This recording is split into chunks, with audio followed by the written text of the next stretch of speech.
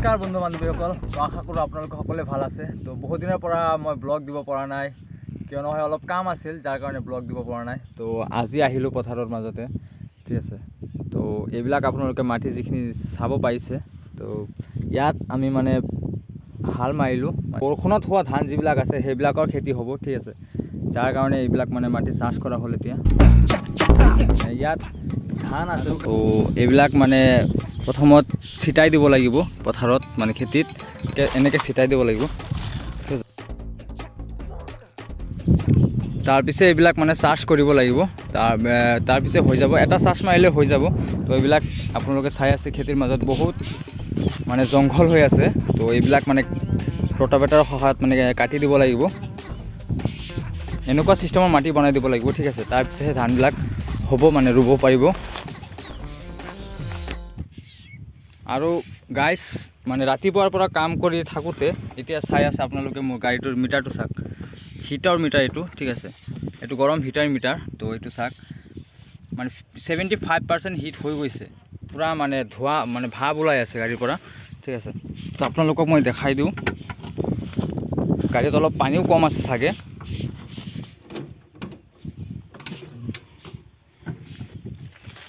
তো পূৰা গৰম হৈ গৈছে, যাৰ কাৰণে খুলি দিলোঁ অলপ, তাতে ঠাণ্ডা হৈ যায়। আৰু এইটো আমাৰ পিছফালে আছে ফাল ৰোটাভেটৰ।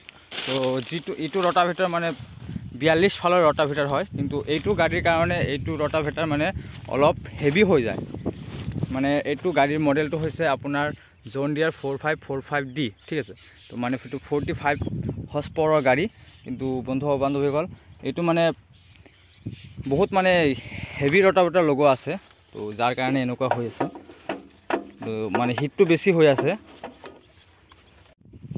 আৰু ইয়াত লগাই লৈছোঁ মই এটা কনভাৰ্টাৰ, মানে এইটো দি মানে মোবাইল চাৰ্জ কৰা যায় আৰু। তো এইটো বেয়া হৈ গৈছে চাগে, এতিয়া বেয়া হোৱা নাই, লাইটিং জ্বলে, কিন্তু এইবিলাক ৱাৰ আছে। তো এইবিলাক ৱাৰ মানে তাঁৰবিলাক যিটো আছে এইটো মানে হেভি অলপ কম হৈছে, মানে যাৰ কাৰণে এইবিলাক পূৰা ঢিলা হৈ গৈছে, পূৰা গৰম হৈ আছে এইবিলাক। তো এইটো মই কেনেকৈ ফিটিং কৰিছোঁ এইটো চাওক, ডাইৰেক্ট বেটাৰীৰ পৰা, সন্মুখৰ বেটাৰীৰ পৰা মই ফিটিং কৰি লৈছোঁ। আৰু অলপ কুলিং সোমাব লাগিব, পূৰা হিট হৈ আছে। কুলিং নাই চাগে, অলপ আছে। পূৰা গৰম হৈ আছে গাইজ, পূৰা গৰম হৈ আছে।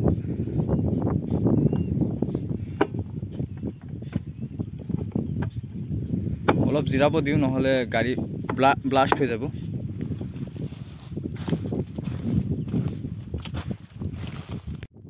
সেই গাইজ মানে 2 ঘণ্টামান ৰেষ্ট ল'লোঁ ইয়াত। তো ইয়াত ৰেষ্ট লোৱাৰ পিছত গাড়ীটো ঠাণ্ডা হৈ গৈছে এতিয়া। তো এতিয়া কোনো আৰু টেনশ্যন নাই। তো এতিয়া আৰু 15-20 বিঘা বিন্দাছ মাৰিব পাৰিম। তো বলক আজিৰ ভিডিঅ'টো আমি আৰম্ভ কৰোঁ। আৰু মানে এইখিনি মাটি আছে হাল মাৰিবৰ কাৰণে, তো এইখিনি আমি মাটি মাৰি দি তাৰপিছত নদীৰ পাৰত যাম। বলক আপোনালোকে ভিডিঅ'টো চাই থাকক।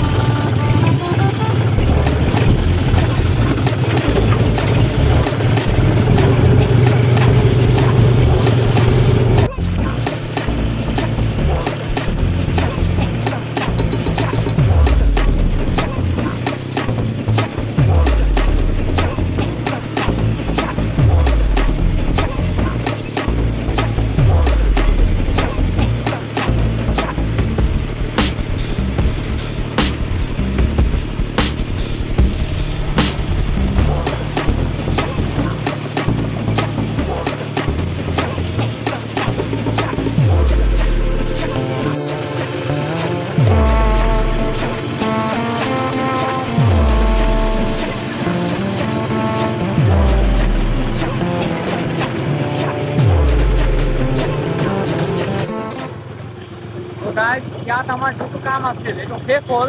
তো এতিয়া ঘৰৰ ফালে গৈ আছোঁ। ঠিক আছে, তো ৰাস্তাৰ কণ্ডিশ্যন চাওক ইফালে। আৰু আমাৰ ৰোটাভেটৰৰ মানে এটা লক হেৰাই গৈছে, যাৰ বাবে মানে আমি উভতি আহিছোঁ।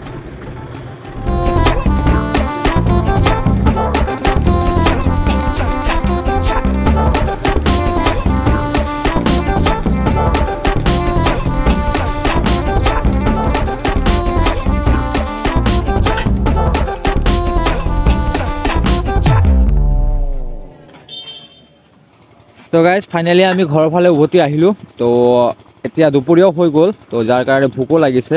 তো এতিয়া গাড়ীটো অলপ জিৰাব দি মই ভাত খাব যাম, তাৰপিছত ক'ৰবাত যাওঁ, কি কৰোঁ কৰিম। তো আজিৰ ব্লগটো যদি ভাল লাগে এটা লাইক কৰি দিব, আৰু আমাৰ চেনেলত নতুন থাকিলে চেনেলটো ছাবস্ক্ৰাইব কৰি দিব।